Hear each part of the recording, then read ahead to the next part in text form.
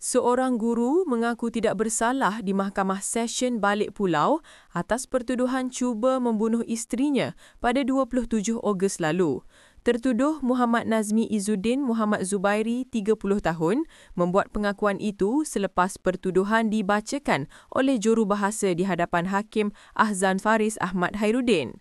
Terdahulu, Ahzan Faris memaklumkan Muhammad Nazmi layak dibicarakan selepas mahkamah menerima laporan lengkap psikiatri daripada Hospital Bahagia Ulu Kinta yang merawatnya dan laporan itu menyatakan dia sesuai untuk menghadapi prosiding.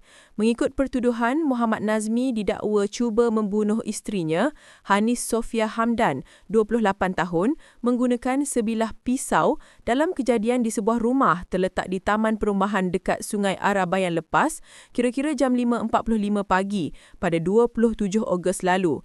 Pertuduhan dikemukakan mengikut Seksyen 307 Kanun Keseksaan dan sebutan semula kes ditetapkan pada 6 Januari depan. Pada 27 Ogos lalu, Sinar Harian melaporkan seorang wanita nyaris maut selepas ditikam suaminya sendiri dalam kejadian di sebuah rumah di kawasan Taman Perumahan dekat Sungai Ara. Suara Rakyat.